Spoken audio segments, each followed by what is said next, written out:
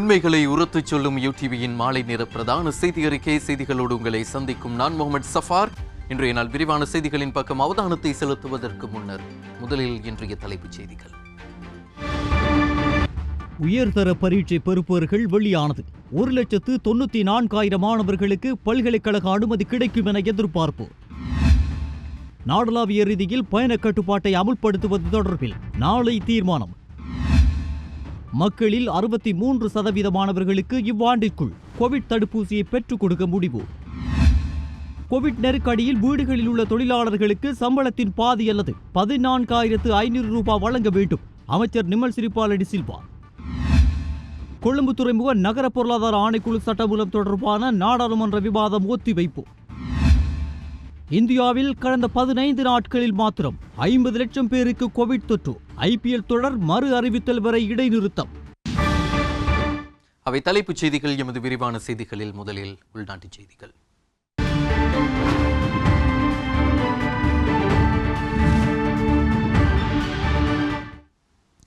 நாட்டு மக்களில் 63% இவ்வாண்டுக்குள் கோவிட் தடுப்பூசியை பெற்றுக் கொடுக்க முடியும் என சுகாதாரத்துறை அமைச்சர் பவித்ரா வன்னியாரச்சி தெரிவித்துள்ளார்.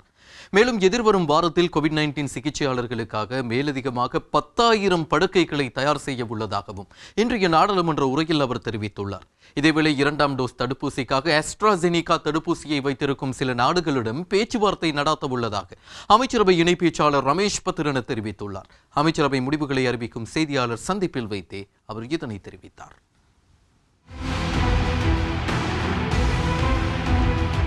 මේ එන්නත ලබා දෙන අවස්ථාවේදී ඉන්දියාවේ මේ එන්නත නිෂ්පාදනය කරන සීරම් ඉන්ස්ටිටියුට් ऑफ इंडिया කියන ආයතනයේ තත්ත්වයත් ඉන්දියාවේ තත්ත්වයත් සම්පූර්ණ වෙනස් මට්ටමක තිබුණා. AstraZeneca கோவிட் தடுப்பூசியை இந்தியாவிலிருந்து ஆரம்ப கட்டத்தில் பெற்றுக்கொள்ளும் போது இந்தியாவின் நிலையும் சீரம் இன்ஸ்டிடியூட்டின் நிலையும் வேறு நிலையில் இருந்தது. அந்த நேரம் அவர்கள் எமக்கான 2வது டோஸ் கோவிட் தடுப்பூசிகளை முழுமையாக பெற்றுத் தருவதற்கான ஒப்பந்தத்துக்கு உடன்பட்டிருந்தனர். ஆனால் இந்தியாவின் நிலை தற்போது வேறு மாதிரி உள்ளது. தற்போது எம்மிடம் 3,45,000 கோவிஷீல்டு தடுப்பூசி கையிருப்பில் உள்ளது.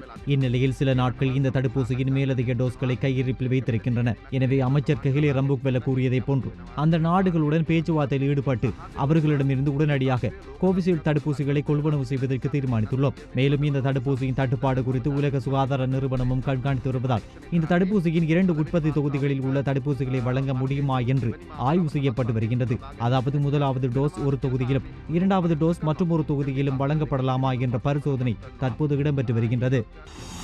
ரஷ்யாவின் ஸ்புட்னிக் வி கோவிட் தடுப்பூசியின் முதல் தொகுதி இன்று அதிகாலை நாட்டிற்கு எடுத்து வரப்பட்டன. அதன் அடிப்படையில் முதல் தொகுதியில் 15,000 தடுப்பூசிகள் கிடைக்கப்பட்டுள்ளதாக ராஜாங்க அமைச்சர் சன்ன ஜெயசுமன தெரிவித்துள்ளார். இந்த தடுப்பூசிகளை பெற்றுக் கொள்வதற்காக ராஜாங்க அமைச்சர் சன்ன ஜெயசுமன விமான நிலையத்திற்கு நேரடியாக விஜயம் செய்திருந்தார். இந்நிலையில் குறித்த தடுப்பூசிகள் கொழும்பு மத்திய மருந்தக களஞ்சிய சாலையில் களஞ்சியப்படுத்தப்பட்டுள்ளது.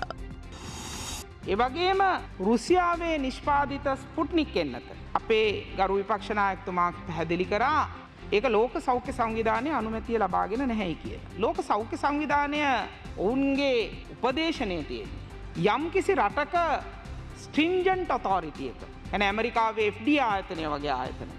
එවැනි ලෝක සෞඛ්‍ය සංවිධානය පිළිගන්නා ස්ට්‍රින්ජන්ට් ඔතොරිටිස් දෙකකින් අනුමැතිය ලබා දීලා තියෙනවා නම් ඒ වගේම එම රටේ අපේ NMR එක නැත්නම් රෙගියුලේටරි බොඩි එක එහෙම නැත්නම් නියාමන අධිකාරිය අනුමැතිය ලබා දෙනවා නම් ඒවා ඒ රටවල් වලට පාවිච්චි කරන්න පුළුවන්. ඒ අනුව තමයි NMR එක ஸ்புட்னிக் வேக்சின் එක මේ රටේ ජනතාවට ලබා දෙන්නට ரஷ்யாவின் ஸ்புட்னிக் வி கோவிட் தடுப்பூசிக்கு உலக சுகாதார நிறுவனம் அனுமதி அளிக்கவில்லை என்பதை எதிர்க்கட்சித் தலைவர் இங்கு சுட்டிக்காட்டியிருந்தார். இருப்பினும் உலக சுகாதார நிறுவனத்தின் பரிந்துரைப்படி ஒரு நாட்டில் உலக சுகாதார நிறுவனத்தின் அங்கீகாரம் பெற்ற 2 நிறுவனங்களினால் ஒரு தடுப்பூசிக்கு அனுமதி வழங்கப்படுமாயின் அதனை அந்நாட்டில் பயன்படுத்த முடியும். அதற்கமைய எமது நாட்டின் NMRA நிறுவனம் ஸ்புட்னிக் தடுப்பூசியை இந்நாட்டு மக்களுக்கு பெற்றுக் கொடுப்பதற்கு அனுமதி அளித்துள்ளது. அதேபோன்று உலக சுகாதார நிறுவனம் AstraZeneca கோவிட் தடுப்பூசிக்கு அனுமதியை வழங்குவதற்கு முன்னரே நாம் அதனை எமது நாட்டில் பயன்படுத்தினோம். எனவே ரஷ்யாவில் தயாரிக்கப்பட்டுள்ள ஸ்புட்னிக் தடுப்பூசியின் 13 மில்லியன் டோஸ்களை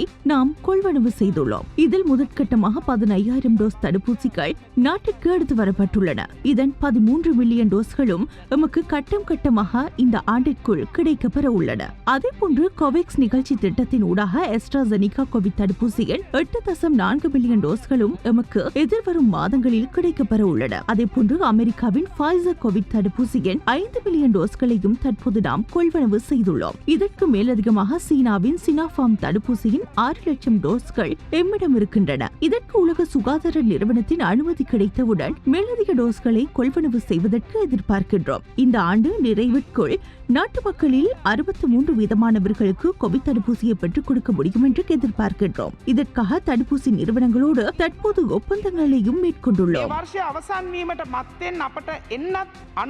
අපේ රටේ ජනගහනයෙන් 63%කට වඩා පූර්ණ එන්නත්කරණය කිරීමට අපිට හැකියාව. தற்போது கோவிட் தொற்றாளர்களுக்காக சுமார் 13,000க்கும் அதிகமான படுக்கைகளை வைத்தியசாலைகளில் தயார்படுத்தியுள்ளோம். இந்நிலையில் எதிர்வரும் 2 வாரங்களில் 10,000 மேலதிக படுக்கைகளை தயார்படுத்த உள்ளோம். அதேபோன்று எமது வைத்தியசாலைகளில் 25 டோன் ஆக்சிஜன் தேவையே உள்ளது. இருப்பினும் இதனை 80 டோன் வரையில் அதிகரிப்பதற்கான இயலுமை எம்மிடம் இருக்கிறது. குறிப்பாக இந்தியாவில் ஆக்சிஜனுக்கு பதிலாக சிலிண்டர்களுக்கே அதிக தட்டுப்பாடு ஏற்பட்டிருந்தது. இந்நிலையில் எமது வைத்தியசாலைகளில் 24,000 சாதாரண சிலிண்டர்களும் 4,000 ஜம்போ சிலிண்டர்களும் உள்ளன. இதற்கு மேலதிகமாக 7,000 ஜம்போ சிலிண்டர்களை கொள்வனவு செய்திருக்கின்றோம். அதன் ஒரு தொகுதி இவ்வாரம் கிடைக்கப்பெற உள்ளன. அதேபோன்று 104 ICU படுக்கைகளை கோவிட் நோயாளர்களுக்காக ஒதுக்கியுள்ளோம். இதில் 58 நோயாளர்கள் உள்ளனர். தேவைப்படின் இத்தொகையை 138 வரை அதிகரிக்கலாம். அதேபோன்று HDU படுக்கைகள் 64 கோவிட் தொற்றாளர்களுக்காக ஒதுக்கப்பட்டுள்ளன. මේ වන විට ICU ඇඳන් 104ක් අපි කොවිඩ් රෝගීන් සඳහා වෙන් කරලා තියෙනවා. ඒ වගේම HDU ඇඳන් high dependency unit 64ක් වෙන් කරලා තියෙනවා. நேற்றைய தினம் 1923 கோவிட் தொற்றாளர்கள் பதிவாகியுள்ளனர். இதுவே ஒரே நாளில் பதிவான அதிகூடிய தொற்றாளர்கள் எண்ணிக்கையாகும்.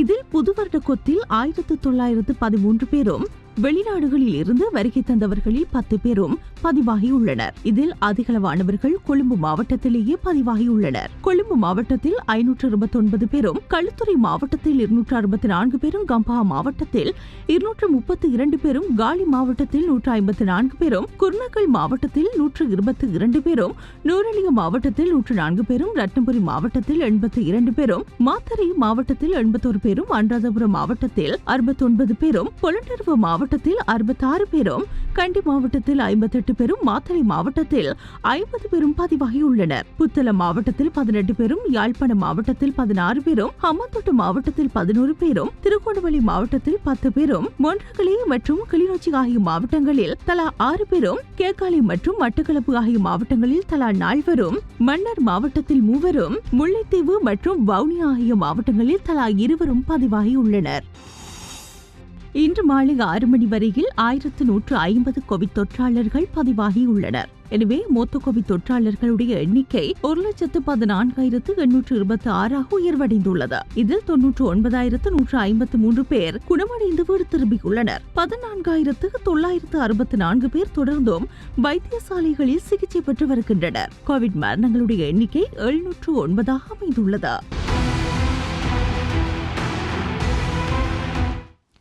நாடளாவிய ரீதியில் பயண கட்டுப்பாட்டை அமல்படுத்துவது தொடர்பில் நாளை தீர்மானம் எடுக்கப்படும் என அமைச்சரவை பேச்சாளரும் அமைச்சருமான கெஹலிய ரம்புக்வெல்ல தெரிவித்துள்ளார். அதேவேளை நாட்டில் இன்று காலை 7 மணி முதல் கொழும்பு, நுவரெலியா, கம்பஹா, ரத்தினபுரி மற்றும் களுத்துறை ஆகிய மாவட்டங்களில் 9 கிராம சேவகர் பிரிவுகள் தனிமைப்படுத்தப்பட்டுள்ளன. இதேவேளை தனிமைப்படுத்தல் சட்டத்தை மீறிய குற்றச்சாட்டில் 218 பேர் கடந்த 24 மணித்தியாலங்களில் மாத்திரம் கைது செய்யப்பட்டுள்ளனர். සාමාන්‍යයෙන් ඒක කොවිඩ් සඳක මණ්ඩලයත් එක්කයි සාකච්ඡා වෙන්නේ. ඒ සාකච්ඡාවේදී තියෙන තත්ත්වයන් සම්බන්ධව විශ්ලේෂණය කරමින් කොටස් වශයෙන් මේ අවශ්‍ය ප්‍රමාණයට යෙදේ කර යුතුයි කියන මතයේ ඉන්නවා. ඉදිරියේදී සමහරක් විතර මම කිව්වා වගේ හෙට දවස වෙනකොට සමහරක් වෙනත් තීන්දුවක් ගන්න පුළුවන්. දවස වෙනකොට ගන්නට පුළුවන්. கோவிட் கட்டுப்பாட்டு மையத்தில் இடம்பெற்ற பேச்சுவார்த்தையில் பகுதி அளவில் கட்டுப்பாடுகள் விதிக்க தீர்மானிக்கப்பட்டுள்ளது. நாளைய தினம் சில வேளைகளில் தீர்மானங்களில் மாற்றம் ஏற்படலாம். நாடளாவிய ரீதியில் பயண கட்டுப்பாடுகளை அமுல்படுத்துவது தொடர்பில் நாளை தீர்மானிக்கப்படும். ප්‍රාදේශීය සෞඛ්‍ය සේවා අධිකාරිවරයාට පළාත් සෞඛ්‍ය සේවා අධිකාරිවරයාට කොවිඩ් මර්ධන බලකාය සමග කටයුතු කළා. ඒක ප්‍රකාශයට පත් කිරීමේ හැකියාවක් ප්‍රාදේශීයවත් එම ප්‍රකාශයට පත් කිරීමේ හැකියාවක් තිබෙනවා. ඒකට අපි නැවත සඳහන් කරනවා බොහොම පැහැදිලිව දේශපාලන බලපෑමක් කිසිවිටක සිදුවන්නේත් නැහැ, සිදුවීමට ඉඩක් ඇත්තෙත් නැහැ කියන කාරණය. நாட்டில் நாளாந்தம் ஏற்படும் நிலைமைகளை ஆராய்ந்து இந்த தீர்மானம் எட்டப்படும். அதேவேளை பிரதேச ரீதியில் பயண கட்டுப்பாடுகள் விதிப்பது தொடர்பில் பிரதேச சுகாதார அதிகாரிகளுக்கு அனுமதி வழங்கப்பட்டுள்ளது. கோவிட்-19 தடுப்புக்கான செயற்பாட்டு மையத்துடன் இணைந்து தீர்மானங்கள் எடுக்கும் அதிகாரம் வழங்கப்பட்டுள்ளது. இதில் அரசியல் தலையீடு கிடையாது. கொழும்பு, நுவரெலியா, கம்பஹா, ரத்தினபுரி மற்றும் களுத்துறை மாவட்டங்களின் 9 கிராம சேவகர் பிரிவுகள் உடனடியாக தனிமைப்படுத்தப்பட்டுள்ளதாக ராணுவ தளபதி ஷவேந்திர சில்வா அறிவித்துள்ளார். அதன்படி நுவரெலியா மாவட்டத்தின் நோர்வுட் போலீஸ் பிரிவில் இன்ஜஸ்கிரி கிராம சேவகர் பிரிவும், ஹெட்டன் போலீஸ் பிரிவில் போடைஸ் தோட்ட கிராம சேவகர் பிரிவும் தனிமைப்படுத்தப்பட்டுள்ளன.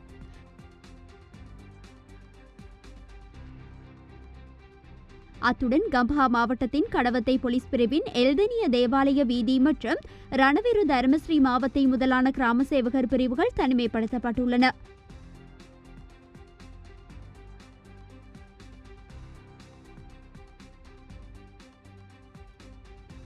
ரத்தினபுரி மாவட்டத்தின் ரத்தினபுரி போலீஸ் பிரிவின் கங்குல்வீட்டி கிராம சேவகர் பிரிவும், ரக்குவானே போலீஸ் பிரிவின் பொத்துப்பிட்டி வடக்கு கிராம சேவகர் பிரிவும், கலவான போலீஸ் பிரிவின் ஹப்புகொட கிராம சேவகர் பிரிவும் தனிமைப்படுத்தப்பட்டுள்ளன. கொழும்பு மாவட்டத்தில் மொரட்டுமுள்ள போலீஸ் பிரிவின் வில்லோர தோட்டம் கிராம சேவகர் பிரிவும் தனிமைப்படுத்தப்பட்டுள்ளது. அத்துடன் களுத்துறை மாவட்டத்தில் தொடங்கொட போலீஸ் பிரிவின் போம்புவல கிராம சேவகர் பிரிவும் தனிமைப்படுத்தப்பட்டுள்ளதாக அறிவிக்கப்பட்டுள்ளது.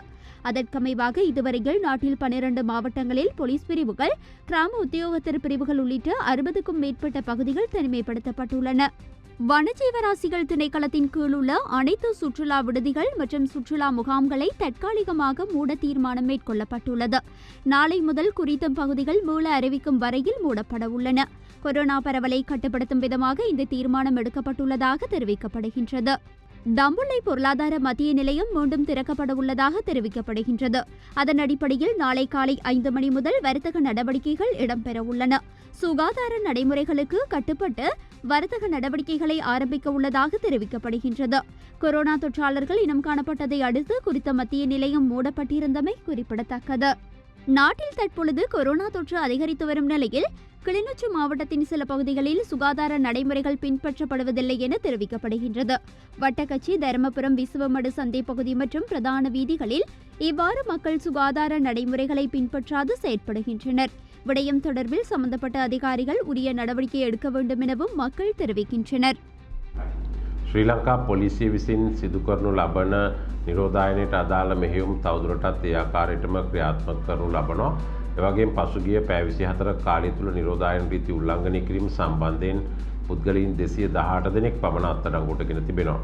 පසුගිය ඔක්තෝබර් 30 දින සිට මේ දක්වා කාලය තුළ අත්අඩංගුවටගත් මුළු සංඛ්‍යාව 5075ක් පමණ වෙනවා. தனிமைப்படுத்தல் சட்டத்தை மீறிய 218 பேர் கடந்த 24 மணித்தியாலத்தில் கைது செய்யப்பட்டுள்ளனர். அதன்படி இதுவரையில் தனிமைப்படுத்தல் சட்டத்தை மீறிய 5075 பேர் கைது செய்யப்பட்டுள்ளனர். 2020ஆம் ஆண்டு அக்டோபர் மாதம் 31ஆம் திகதி முதல் இதுவரையான காலப்பகுதியில் குறித்த நபர்கள் கைது செய்யப்பட்டுள்ளனர். இன்றைய தினம் தொடர்ந்தும் கண்காணிப்பு நடவடிக்கைகள் இடம்பெறும். நேற்றைய தினம் மேல் மாகாணத்தில் விசேட சுற்றி வளைப்புகள் 2 மேற்கொள்ளப்பட்டன. விடுதிகள், உணவகங்கள், உணவு விநியோகிக்கும் நிலையங்கள் மற்றும் நடமாடும் உணவகங்களில் 318 இடங்களில் வேலை புரியும் 4046 பேர் சோதனைக்குட்படுத்தப்பட்டனர். இவர்களில் 26 பேர் சுகாதார நடைமுறைகளை பின்பற்றாத குற்றச்சாட்டின் பெயரில் கைது செய்யப்பட்டுள்ளனர். உணவு விநியோகிக்கும் நிலையங்களில் தொடர்ந்து முகக்கவசம் அணியுதல், சுகாதார நடைமுறைகளை பின்பற்றுதல் அவசியம். விசேடமாக விருந்துகள் மற்றும் இரவு நேரங்களில் போதைப் பொருள் பயன்படுத்துபவர்கள் தொடர்பில் அதிக கவனம் செலுத்தப்பட்டுள்ளது. சிவில் உடையிலும் இதற்காக கடமையில் ஈடுபடுத்தியுள்ளோம். கோவிட்-19 நெருக்கடி காரணமாக வேலைக்கு வர முடியாமல் வீடுகளில் உள்ள தொழிலாளர்களுக்கு ஏற்கனவே குறித்த நிறுவனங்கள் மூலம் வழங்கப்பட்ட சம்பளத்தின் பாதி அல்லது 14,500 ரூபாய் ஆகிய தொகைகளில் எது அதிகூடிய தொகையோ அதனை வழங்க வேண்டும் என தொழிலாளர் விவகார அமைச்சர் நிமல் சிறிபால சில்வா தெரிவித்துள்ளார். அத்தோடு வெளிநாடுகளில் உள்ள இலங்கையர்களை இலங்கைக்கு அழைத்து வரவும் அவர்களை தனிமைப்படுத்தவும் சுமார் 650 ஹோட்டல் அறைகள் ஒதுக்கப்பட்டுள்ளதாகவும் அவர் தெரிவித்துள்ளார். கோவிட்-19 நெருக்கடி காரணமாக இதுவரைக்கும் இலங்கையில் சுமார் 15,000 பேர் தங்கள் வேலைவாய்ப்பை இழந்துள்ளதாக இன்று நடந்த செய்தியாளர் சந்திப்பில் வைத்து தொழிலாளர் விவகார அமைச்சர் நிமல் சிறிபால சில்வா தெரிவித்தார். කොවිඩ් ආසාදනය නිසා දැනට අපිට ලැබිලා තියෙන සංඛ්‍යා ලේඛන අනුව ලංකාවේ 15000කට පමණ රැකියාව අහිමි වී තිබෙනවා. ඒ නිසා මේ රැකියාව අහිමි වී තියෙන පුද්ගලයින්ගේ සුබ சாதனை අපි බාර ගන්නට ඕන. அத்தோடு தனியார் துறையில் பணிபுரிந்தவர்கள் கோவிட் காரணமாக வீடுகளில் இருந்தால் அவர்களுக்கு சம்பளத்தில் பாதி அல்லது 14,500 ரூபாய் இரண்டிலும் எது கூடிய தொகையோ அதனை வழங்க வேண்டும் எனவும் அவர் தெரிவித்தார். පෞද්ගලික අංශයේ යම් කර්මාන්ත ශාලාවක වැඩට එන්න බැරි වෙච්ච අපි හිතමු දැන් ලොක්ඩවුන් කරනවා. ඒ වගේ ප්‍රශ්නයක් නිසා වැඩට එන්න බැරි වුණොත් එහෙම ඒ අයට පඩියෙන් භාගයක් ගෙදර ඉඳන් ගන්න පුළුවන්. ඒ වගේම රැකියාවෙන් ඉවත් කරනවා නම් ඔවුන්ව රැකියාවෙන් ඉවත් කිරීම පිළිබඳව පනතක් තියෙනවා. ඒ පනත අනුව කම්කරු කොමසාරිස්තුමාට දන්වලා ඒ පිළිබඳ පරීක්ෂණයක් පවත්වලා වන්දි මුදල් ගෙවලා තමයි රැකියාවෙන් ඉවත් කරන්න පුළුවන්. அத்தோடு இதுவரைக்கும் வெளிநாட்டில் பணிபுரிந்த சுமார் 58,000 பேர் இலங்கைக்கு அழைத்து வரப்பட்டுள்ளனர். மேலும் 30,000 பேர் வரை இலங்கைக்கு வருவதற்கு விண்ணப்பித்துள்ளனர். இலங்கையில் உள்ள தனிமைப்படுத்தல் மையங்கள் இங்குள்ளவர்களால் நிரம்பியுள்ளதால் வெளிநாட்டிலிருந்து வருகை தருகின்றவர்களை தனிமைப்படுத்த சுமார் 650 ஹோட்டல் அறைகள் ஒதுக்கப்பட்டுள்ளதாக அவர் மேலும் தெரிவித்தார். විශේෂයෙන්ම විදේශීය ශ්‍රමිකයන් ගත්තොත් එහෙම දැන් ලංකාවට 58,000ක් පමණ දැනට ගෙන්නලා තියෙනවා. තවත් 30,000ක් පමණ ප්‍රමාණයක් ලංකාවට එන්නට බලාපොරොත්තු වෙනවා. ඒ සඳහා අපේ විදේශ සේවා කාර්යාංශය දැන් මැදිහත් වෙලා ඔවුන්ව නිරෝධායනය කිරීම සඳහා හෝටල් පහසුකම් විදේශ සේවා නියුක්ති කාර්යාංශය මගින් මුදල් ගෙවලා දැන් ලෑස්ති කරලා තියෙනවා. හෝටල් කාමර 684ක් පමණ. ඉතින් ඒ නිසා ඉදිරි මාස කිහිපය තුලදී ඔවුන්ව නිරෝධායනය කිරීමේ පහසුකම් ලබා දෙන්න පුළුවන්. දැනට ලංකාවේ තියෙන රජයෙන් පරිපාලනය කරනු ලබන කොවිඩ් ඒ නිරෝධායන මධ්‍යස්ථාන ශ්‍රී ලාංකිකයන්ගෙන් ලංකාවේ අයගෙන් පිරලා තියෙන නිසා මේ මම හිතනවා වඩාත්ම උපකාරී වෙනවා පිටරටවල අතරමං වී ඉන්න අයට ලංකාවට ඉක්මනින්ම පැමිණීමට. அத்தோடு குறித்த ஹோட்டல்களில் தனிமைப்படுத்தல் செயற்பாடுகளை மேற்கொள்ள எந்த ஒரு கட்டணமும் அறவிடப்பட மாட்டாது என்பதையும் அவர் உறுதியாக தெரிவித்தார். කිසිම මුදල් අය කිරීමක් කරන්නේ PCR පරීක්ෂණ දෙකත් අපේ මුදලින් කරන්නේ. ඒ හෝටල් වලට ගෙවන්නේ කෑම බීම නවාතැන් සහ ට්‍රාන්ස්පෝර්ට් සඳහා ගමනාගමනය සඳහාත් අපි பல உலக நாடுகள் தடுப்பூசி வழங்கும் செயற்பாடுகளை மிக நேர்த்தியாக மேற்கொண்டுள்ள போதும் எமது நாட்டில் அது கூட குளறுபடியான ஒரு நிலையிலேயே காணப்படுவதாக எதிர்க்கட்சித் தலைவர் சஜித் பிரேமதாச குற்றம் சாட்டியுள்ளார். இதேவேளை அரசின் முறையற்ற தீர்மானங்களின் காரணமாக நாட்டில் நடைபெறும் ஒவ்வொரு கோவிட் மரணத்திற்கும் அரசு பதில் சொல்ல வேண்டும் என நாடாளுமன்ற உறுப்பினர் ஹர்ஷன ராஜகருணா தெரிவித்துள்ளார். நாட்டில் தற்போதைய கோவிட்-19 நிலை தொடர்பில் சபை ஒத்திவைப்பு வேளை பிரேரணை மீதான விவாதம் நாடாளுமன்றத்தில் நடைபெற்ற போதே இவர்கள் இதனை தெரிவித்தனர். අත්‍යංශය නියෝග දීලා තිබෙනවා මේ PHI යූනියන් එක කියන විදිහට PCR පරීක්ෂණ හිඟයි. ඒ නිසා PCR පරීක්ෂණ නවත්වන්න මේක ගැන එතුමා කියනවා ඉතාමත්ම මතක තියාගන්න ලංකාවේ ලක්ෂ 210ක් ජනතාව තියෙනවා. ඉස්සෙල්ලා හිටියේ ලක්ෂ 130කට මේක දුන්නොත් ඇති කියලා මොකද වයසක කට්ටියට විතරයි. නමුත් අද තරුණයෝ ළමයි ඔක්කොම වාර්තා වෙනවා කොවිඩ් දුවදුරට. ඒ නිසා ලක්ෂ 210ටම විඳින්න වෙනවා. අපි අපේ මේ ශ්‍රී ලංකාව හැටියට රජයක් හැටියට අපේ යුතුයකම සහ වගකීම ඉටු කරලා තියෙනවා. මේක අලුත් අත්දැකීම. මේක අලුත් අත්දැකීමක් තුළ අපිට මේකට මුහුණ දෙන්න වෙනවා. මේක ප්‍රායෝගිකව දකිනකොට තමයි මේක ක්‍රියාත්මක කරනකොට යම් යම් අඩුපාඩුකම් තියෙන්නේ. ඒ වගේම මේ රටේ මහ ජනතාවටත් වගකීමක් තියෙනවා. අපි හැමෝටම වගකීමක් තියෙනවා. අපි නැත්තම් හැමදේම නිදහසේ ඉඳලා මුඛාවරණ පළඳින්න නැතුව සෞඛ්‍ය උපදෙස් පළඳින්න නැතුව අපි වැඩ කරොත් මොකද්ද සිද්ධ වෙන්නේ? අපිම අපේ මාරයට අතවනනවා. එන්නත වෙනුවට මොකද්ද පළමුවෙන්ම කරේ? ඉස්සෙල්ලම කරේ මුට්ටි බෙහෙත. තමන්ගේ බොඩිගාස්ලට කිව්වා වීඩියෝ කරන්නයි කියලා. මුට්ටි ටික දැම්ම ගඟට. ඔන්න එන්නත. එතකොට මුට්ටිය ගඟට දානකොට පොකුරු ව්‍යාප්තියයි සමාජ ව්‍යාප්තියයි නතර වෙනවා. මුට්ටිය තමයි ඔක්කොටම විසඳුනේ. ඊට පස්සේ මොකක්ද උනේ? මුට්ටිය ෆේල් වුණාම ගෙනාවා බොරු පැණියක්.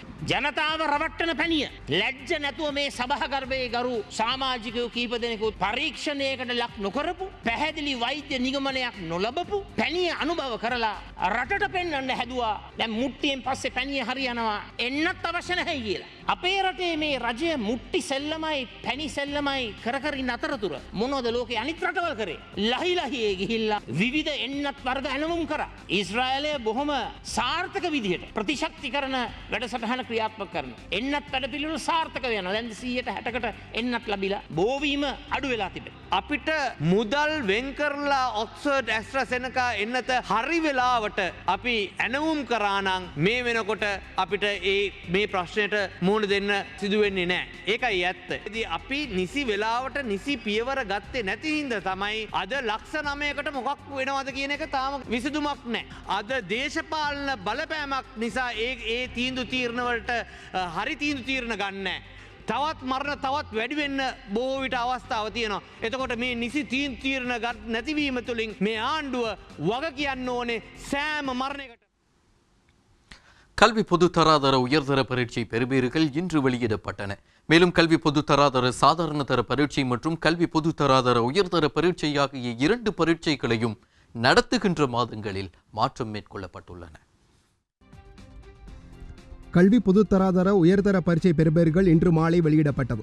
கடந்த 2020ஆம் ஆண்டு நாடு முழுவதும் உள்ள 2648 பரீட்சை மையங்களில் உயர்தர பரீட்சைகள் இடம்பெற்றது. பரீட்சைக்கு 3,62,824 பேர் தோற்றிருந்த நிலையில் பரீட்சை பெறுபேறுகள் இன்று இணையதளத்தில் வெளியிடப்பட்டது. இதற்கமைய 1,94,297 மாணவர்கள் பல்கலைக்கழகத்துக்கு விண்ணப்பிக்க தகுதி பெற்றுள்ளதாக பரீட்சை திணைக்களம் தெரிவித்துள்ளது. இது பரீட்சை எழுதியவர்களில் 64.39% அத்துடன் பரீட்சைக்கு தோற்றியவர்களில் 84 பேர் பெறுபேறுகள் இடைநிறுத்தப்பட்டுள்ளதாக தெரிவிக்கப்பட்டுள்ளது. ஆகஸ்ட் மாதம் சாதாரண தர பரீட்சையையும் ஜனவரி மாதம் உயர்தர பரீட்சையையும் நடத்த அமைச்சரவை அனுமதி வழங்கியுள்ளது. තමයි විශ්වවිද්‍යාලයට දරුවන් ඇතුල් වෙන්නේ. ඒ සම්බන්ධව අවධානය යොමු කරමින් ඒ කාල සීමාව අඩු කිරීමේ ව්‍යායාමයක් හැටියට ආපෝස සාමාන්‍ය පෙළ සාමාන්‍යයෙන් දෙසැම්බර් මාසයේ පැවැත්වෙන විභාගය ඊට මාස 3කට පෙර අගෝස්තු මාසයේ පැවැත්වීමට තීන්දුව කරනවා. උසස් පෙළ අගෝස්තු මාසෙ තිබෙන එක ජනවාරි මාසෙට ගෙන ආපුවාම මාස 8ක ඉතුරුවක් දල වශයෙන් මාස 11ක ඉතුරුවක් එතන ඇති වෙනවා. அதேபோல் 10 மற்றும் 11ஆம் தரங்களை பாடத்திட்ட ஒரு வருடமும் 9 மாதங்களில் மட்டுப்படுத்தி மறுசீரமைக்க கல்வி அமைச்சர் முன்மொழிந்த யோசனைக்கு அமைச்சரவை அனுமதி வழங்கியுள்ளது. அபிவிருத்தி அடைந்த நாடுகளின் பல்கலைக்கழகங்களுக்கு மாணவர்கள் உள்வாங்கப்படுவது 16 மற்றும் 17 வயது காலப்பகுதியில் இருந்த பொழுதிலும் எமது நாட்டில் 19 அல்லது 20 வயது வரை செல்லுகிறது. அது தொடர்பாக அவதானம் செலுத்தப்பட்டமைக்கு அமைய குறித்த காலப்பகுதியை குறைக்கும் திட்டத்துக்கு அமைவாக டிசம்பர் மாதம் நடைபெறும் சாதாரண தர பரீட்சை ஆகஸ்ட் மாதம் நடைபெறும் உயர்தர பரீட்சை ஜனவரி மாதமும் நடத்த அமைச்சரவை அனுமதி கிடைக்கப்பெற்றுள்ளது. இதன் பொழுது சுமார் 16 மாதங்களில் இருந்து 14 மாதம் குறைக்கப்படும். மேலும் விடைத்தாள் மீள் திருத்தும் நடவடிக்கையை திருத்துவதற்கு அமைச்சரவை அனுமதி வழங்கியுள்ளது. அரச பல்கலைக்கழகங்களுக்கு மாணவர்களை தேர்ந்தெடுப்பதற்கு எடுக்கும் காலத்தை குறைப்பதன் மூலம் குறுகிய காலத்தில் மாணவர்கள் முதல் பட்டப்படிப்பை பெறுவதற்கான வாய்ப்பு வழங்கப்பட உள்ளது. படை வீரர்கள் நினைவு மாதத்தை பிரகடனப்படுத்தி தேசிய படை வீரர்கள் கொடி ஜனாதிபதி கோட்டாபய ராஜபக்ஷவுக்கு இன்று முற்பகல் ஜனாதிபதி அலுவலகத்தில் வைத்து அணிவிக்கப்பட்டது. 3 தசாப்த காலமாக நிலவிய பயங்கரவாதத்தை முடிவுக்கு கொண்டு வந்து சுதந்திரமானதொரு தேசத்திற்காக அர்ப்பணிப்புகளை செய்த படை வீரர்களை நினைவு கூறும் வகையில் படை வீரர்கள் மாதம் அனுஷ்டிக்கப்படுகின்றது. மே மாதம் 1ஆம் வாரத்தில் ஜனாதிபதிக்கு தேசிய படை வீரர்கள் கொடி அணிவிக்கப்பட்ட நாள் முதல் படை வீரர்கள் நினைவு மாதம் ஆரம்பமாகின்றது. அந்த வகையில் படை வீரர்கள் நினைவு மாதத்தை பிரகடனப்படுத்தி தேசிய படை வீரர்கள் கொடி ஜனாதிபதி கோட்டாபய ராஜபக்சவுக்கு இன்று முற்பகல் ஜனாதிபதி அலுவலகத்தில் வைத்து அணிவிக்கப்பட்டது. ரணவீர சேவா அதிகார சபையின் பதில் தலைவர் திருமதி சோனியா ஹொட்டேகொடவினால் படை வீரர்கள் கொடி ஜனாதிபதிக்கு அணிவிக்கப்பட்டது. நிகழ்வில் ஓய்வு பெற்ற பாதுகாப்பு செயலாளர் ஜெனரல் கமல் குணரத்னவும் கலந்து கொண்டார். கொழும்பு துறைமுக நகர பொருளாதார ஆணைக்குழு சட்டமூலம் தொடர்பான நாடாளுமன்ற விவாதம் ஒத்திவைக்கப்பட்டுள்ளது. உயர் நீதிமன்றத்தின் தீர்ப்பு நாடாளுமன்றத்துக்கு கிடைக்காமையால் நாளை நடைபெறவிருந்த விவாதம் இவ்வாறு ஒத்திவைக்கப்பட்டுள்ளது. குறித்த தீர்மானம் இன்று நடைபெற்ற கட்சித் தலைவர்கள் கூட்டத்தில் எடுக்கப்பட்டதாக சபாநாயகர் மஹிந்த அபேவர்தன தெரிவித்தார். சீனாவின் பாரிய முதலீட்டுடன் உருவாகின்ற இலங்கை துறைமுக நகரம் குறித்த புதிய சட்டம் மூலம் அண்மையில் நாடாளுமன்றத்தில் முன்வைக்கப்பட்டிருந்தது. குறித்த சட்டமூலத்திற்கு எதிராக வழக்கு தாக்கல் செய்ய ஒரே ஒரு நாள் மட்டுமே அவகாசம் கிடைத்த பின்னணியில் சுமார் 21 மனுக்கள் உயர் நீதிமன்றத்தில் தாக்கல் செய்யப்பட்டன. அத்தோடு குறித்த விடயம் ஆளும் மற்றும் எதிர்த்தரப்பு உறுப்பினர்களுக்கிடையில் பாரிய கருத்து மோதல்களுக்கும் வழிவகுத்திருந்தது. அத்தோடு குறித்த சட்டமூலத்துக்கு எதிராக பௌத்த தீரர்களும் எதிர்ப்பு கொடிகளை ஏந்தியிருந்தனர். எது எவ்வாறாயினும் தாக்கல் செய்யப்பட்டிருந்த மனுக்கள் மீதான நீதிமன்ற நிலைப்பாட்டை நாடாளுமன்றத்துக்கு நீதிமன்றம் இன்று அறிவிக்கும் என எதிர்பார்க்கப்பட்டிருந்தது. அத்தோடு குறித்த தீர்ப்பு இன்று கிடைத்திருந்தால் அதனை சபாநாயகர் நாடாளுமன்றத்தில் இன்று வாசிக்கவிருந்தார். பின்னர் கோவிட் அச்சம் காரணமாக நாளை ஒரு நாளை மாத்திரம் விவாதத்திற்கு ஒதுக்க கட்சித் தலைவர்கள் கூட்டத்தில் தீர்மானிக்கப்பட்டிருந்தது என எனவும் நாளை மாலை வாக்கெடுப்பு நடத்தப்படும் எனவும் அறிவிக்கப்பட்டிருந்தது. ஆனால் நீதிமன்றத்தின் முடிவு நாடாளுமன்றத்துக்கு கிடைக்கவில்லை என்பதால் நாளை நடைபெறவிருந்த விவாதம் பிற்போடப்பட்டுள்ளதாக சபாநாயகர் மஹிந்த யாப்பா அபேவர்தன நாடாளுமன்றத்தில் அறிவித்தார். அத்தோடு இந்த வாரத்தில் 2 நாட்கள் மாத்திரமே நாடாளுமன்றம் கூட்டப்படும் என அறிவிக்கப்பட்டிருந்த நிலையில் மீண்டும் நாடாளுமன்றத்தை கூட்டும் முயற்சியை அரசாங்கம் செய்வதாக நாடாளுமன்ற உறுப்பினர் அனுரகுமார திசாநாயக்க தெரிவித்துள்ளார். அவர்களுக்கு இருக்கின்ற நாடாளுமன்ற பலத்தை வைத்து நாளை இந்த விவாதத்தை நடத்த தீர்மானித்திருந்தார்கள். இப்படியான முக்கியமான ஒரு சட்டமூலத்தை ஒரு நாள் விவாதிப்பது போதாது என்றும் குறைந்தது 2 நாளாவது வேண்டும் எனவும் நாம் கேட்டோம். ஆனால் கோவிட் அச்சம் இருக்கிறது. நாடாளுமன்றத்தை 2 நாட்களுக்கு மேல் கூட்ட முடியாத நிலை உள்ளது. எனவே ஒரு நாள் மாத்திரம்தான் விவாதம் செய்ய முடியும் என அரசாங்கம் முடிவு செய்தது. ஆனால் உயர்நீதிமன்ற தீர்ப்பு கிடைக்காத காரணத்தால் சபாநாயகர் இன்று அந்த தீர்ப்பை நாடாளுமன்றத்தில் வாசிக்கவில்லை. எப்படி என்றாலும் புதன்கிழமை மற்றும் வியாழக்கிழமை அவர்கள் கருத்துப்படி மீண்டும் நாடாளுமன்றத்தை கூட்டி இந்த சட்டமூலத்தை நிறைவேற்றிக் கொள்ள அவர்களுக்கு முயற்சி செய்ய முடியாது. ஆனால் இந்த அரசாங்கம் சட்டம், ஒழுங்குகள், அரசியலமைப்பு, மக்களின் நிலை, ஒழுக்கம் போன்ற விடயங்களை வைத்து முடிவுகளை எடுக்காது.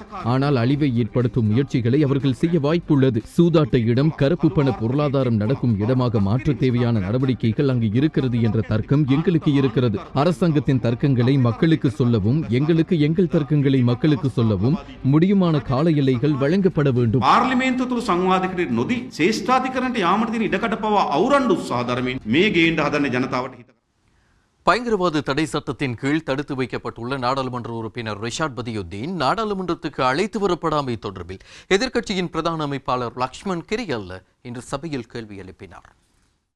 கைது செய்யப்பட்டு தடுத்து வைத்து விசாரிக்கப்பட்டு வரும் வன்னி மாவட்ட நாடாளுமன்ற உறுப்பினர் ரிஷாட் பதியுத்தீனின் கோரிக்கை விடுத்ததால் அவரை நாடாளுமன்ற கூட்டத்தில் கலந்து கொள்ள செய்வதற்கு தேவையான நடவடிக்கைகளை எடுக்குமாறு நாடாளுமன்ற படைக்கல சேவிதர் நரேந்திர பெர்னாண்டோ குற்றப்புலனாய்வு திணைக்களத்தின் பணிப்பாளருக்கு எழுத்து மூலம் அறிவித்துள்ளார். சபாநாயகர் மஹிந்த யாப்பா அபேவர்தனவின் ஆலோசனைக்கு அமைய இது அறிவிக்கப்பட்டுள்ளதாக நாடாளுமன்ற ஊடக பிரிவு அறிக்கை ஒன்றை வெளியிட்டு தெரிவித்திருந்தது. இதற்கமைய இன்று முற்பகல் 9:30 மணி அளவில் நாடாளுமன்ற உறுப்பினரை நாடாளுமன்ற நுழைவாயிலுக்கு அழைத்து வர நடவடிக்கை எடுக்குமாறு அதில் குறிப்பிடப்பட்டுள்ளது. இந்நிலையில் நாடாளுமன்ற உறுப்பினர் ரிஷாட் பதியுத்தீன் நாடாளுமன்றத்துக்கு அழைத்து வரப்படாமை தொடர்பில் எதிர்க்கட்சியின் பிரதான அமைப்பாளர் லக்ஷ்மண் கிரியல்ல இன்று சபையில் கேள்வி எழுப்பினார்.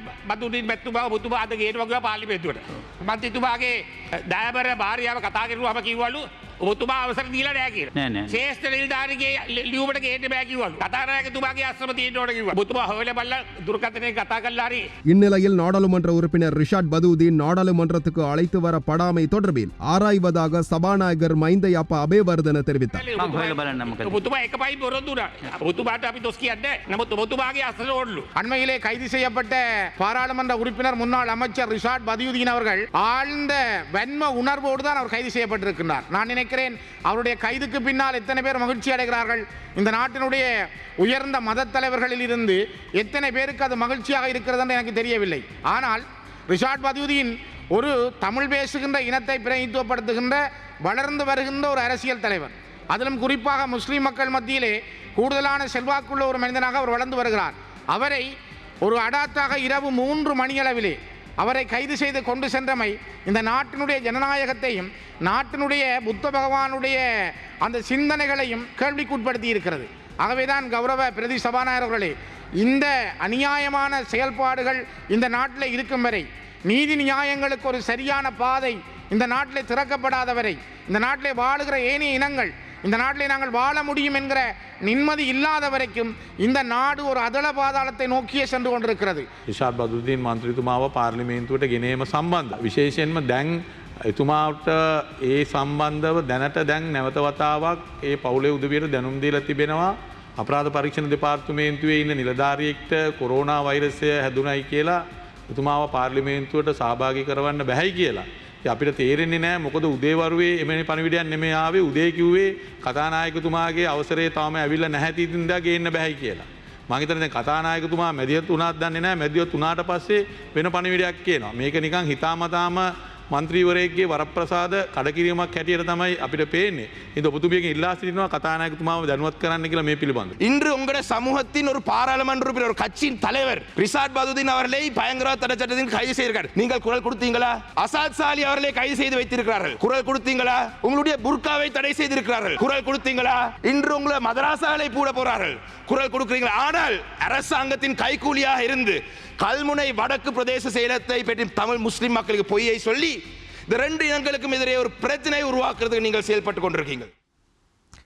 கடந்த ஏப்ரல் மாதம் இலங்கையில் கோவிட்-19 தொற்றினால் உயிரிழந்தவர்களின் எண்ணிக்கை வெறுமனே 99 பேர் மாத்திரமே.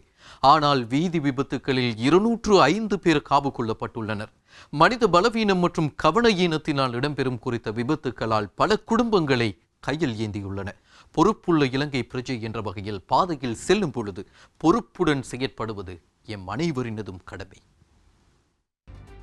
தற்போது நாளொன்றுக்கு 8 தொடக்கம் 10 பேர் வீதி விபத்துகளால் உயிரிழப்பதுடன் அவர்களில் பெரும்பாலானோர் ஆண்கள் ஆவர். அதனால் அவர்களில் தங்கி வாழ்பவர்கள் நிர்கதிக்குள்ளாவதுடன் வருடந்தோறும் குறித்த எண்ணிக்கை அதிகரித்து வருவதையும் காணலாம். கடந்த வருடத்தில் 2023 வீதி விபத்துகள் இடம்பெற்றுள்ளதுடன் அவற்றில் 2114 பேர் உயிரிழந்துள்ளனர். குறித்த விபத்துகளில் 963 விபத்துக்கள் இருசக்கர மோட்டார் சைக்கிளுடன் தொடர்புபட்டுள்ளதுடன் அதில் 987 பேர் பலியாகியுள்ளனர். முச்சக்கர வண்டிகள் மற்றும் லொரிகளின் விபத்துகளால் வருடாந்தம் அன்னளவாக 500 பேர் வரை பலியாகின்றனர். இவ்விடயங்களை கருத்தில் கொண்டு வாகன விபத்துகளால் பாதிக்கப்பட்டவர்களை நினைவு கூறும் சர்வதேச தினமான நவம்பர் மாதம் 21ஆம் தேதி தொடக்கம் தேசிய பாதுகாப்பு வாரத்தை பிரகடனப்படுத்துவதற்கும் வாகன விபத்துக்களை குறைப்பதற்காக அரசு மற்றும் தனியார் நிறுவனங்கள் பாடசாலை மாணவர்கள் சாரதிகள் மற்றும் பொதுமக்களை தெளிவூட்டுவதற்கு தேவையான நடவடிக்கைகளை மேற்கொள்வதற்கும் வீதி பாதுகாப்பு தொடர்பான தேசிய சபை கவனம் செலுத்தியுள்ளது. அதற்கமைய 2021ஆம் ஆண்டு நவம்பர் மாதம் 21ஆம் தேதி ஞாயிற்றுக்கிழமை தொடக்கம் நடைமுறைக்கு வரும் வகையில் வீதி பாதுகாப்பு தொடர்பாக தேசிய வாரத்தை பிரகடனப்படுத்தவும் எதிர்வரும் காலங்களில் வருடாந்தம் நவம்பர் மாதத்தில் இவ்வாறு வாரத்தை நடாத்துவதற்கும் போக்குவரத்து அமைச்சர் அவர்கள் சமர்ப்பித்த யோசனைக்கு அமைச்சரவை அங்கீகாரம் வழங்கியுள்ளது. இந்நிலையில் நாட்டில் கடந்த ஏப்ரல் மாதத்தில் மாத்திரம் வீதி விபத்துகள் காரணமாக 205 பேர் உயிரிழந்துள்ளதாக போலீஸ் ஊடக பேச்சாளர் பிரதி போலீஸ் மாதிபர் அஜித் ரோகன தெரிவித்துள்ளார். යානතුරුවලින් පුද්ගලීන් 8 දෙනෙක් මිය ගොස් තිබෙනවා. මෙයින් 5 දෙනෙක් මිය ගොස් තිබෙන්නේ ඊයේ දිනවලදී සිදු වූ යානතුරුවලින්. நேற்றைய தினம் வாகன விபத்துகளில் 8 பேர் உயிரிழந்துள்ளனர். இவ்வாண்டில் அதிகளவான விபத்துக்கள் ஏப்ரல் மாதத்திலேயே இடம்பெற்றுள்ளதுடன் அவற்றில் பெரும்பாலான விபத்துக்கள் மேல் மாகாணத்தில் பதிவாகியுள்ளது. நாட்டில் கடந்த ஏப்ரல் மாதம் பதிவான வீதி விபத்துக்கள் காரணமாக 205 பேர் உயிரிழந்துள்ளனர். அதன்படி மேல் மாகாணத்தில் 768 விபத்துகளும் வடமேல் மாகாணத்தில் 238 விபத்துகளும் இடம்பெற்றுள்ளன. அதே நேரம் குறித்த காலகட்டத்தில் 1959 வீதி விபத்துகள் இடம்பெற்றுள்ளதுடன் அதில் சிக்குண்டு காயமடைந்தவர்களின் எண்ணிக்கையும் 1254 பதிவாகியுள்ளது. அதே நேரம் சராசரியாக ஏப்ரல் மாதத்தில் ஒரு நாளையில் 42 பேர் அளவில் காயமடைந்துள்ளனர். அத்துடன் ஒரு நாளில் 7 பேர் அளவில் உயிரிழந்தும் உள்ளனர். அதிலும் கிழமை நாட்களில் திங்கட்கிழமையிலேயே அதிகமான விபத்துகள் இடம்பெற்றுள்ளன. நேர அடிப்படையில் பார்த்தோமேயானால் நண்பகல் 12 மணி முதல் இரவு 8 மணி வரையான காலப்பகுதியிலேயே அதிகமான விபத்துகள் இடம்பெற்றுள்ளன. ஒட்டுமொத்தமாக கடந்த ஏப்ரல் மாதத்தில் மோட்டார் சைக்கிள் மற்றும் முச்சக்கர வண்டிகளே அதிக அளவில் விபத்தில் சிக்குண்டுள்ளது. තුවාල ලබා තිබෙනවා අප්‍රේල් මාසයේ සිදු වූ යානතුරුවලින්. ඒ අනුව සාපේක්ෂව දිනකට 42 දෙනෙක් පමණ යානතුරුවලින් තුවාල ලබා තිබෙනවා. මෙම 1254 දෙනාගෙන් 461 දෙනෙක් බරපතල තුවාල ලබා සිටින අයවලුන්. ඒ අනුව පෙනී යන්නේ දිනකට 15 දෙනෙක් පමණ බරපතල තුවාල ලබන බවයි. கடந்த ஏப்ரல் மாதம் இலங்கையில் கொரோனாவால் உயிரிழந்தவர்களின் எண்ணிக்கை வெறுமனே 99 பேர் மாத்திரமே. ஆனால் வீதி விபத்துக்களால் 205 பேர் காவு கொள்ளப்பட்டுள்ளனர். மனித பலவீனம் மற்றும் கவன ஈனத்தினால் இடம்பெறும் குறித்த விபத்துக்கள் பல குடும்பங்களை கையில் ஏந்தியுள்ளன. பொறுப்புள்ள இலங்கை பிரஜை என்ற வகையில் பாதையில் செல்லும் பொழுது பொறுப்புடன் செயற்படுவது எமது அனைவரினதும் கடமையாகும். இந்த அளவில் யூடிவியின் மாலை நேர பிரதான செய்தி அறிக்கையை நாங்கள் நிறைவுக்கு கொண்டு வருகிறோம். எமது அடுத்த பிரதான செய்தி அறிக்கை நாளை பகல் 1 மணிக்கு. அதுவரை யூடிவி வழங்கும் நிகழ்ச்சிகளோடு இணைந்திருக்க.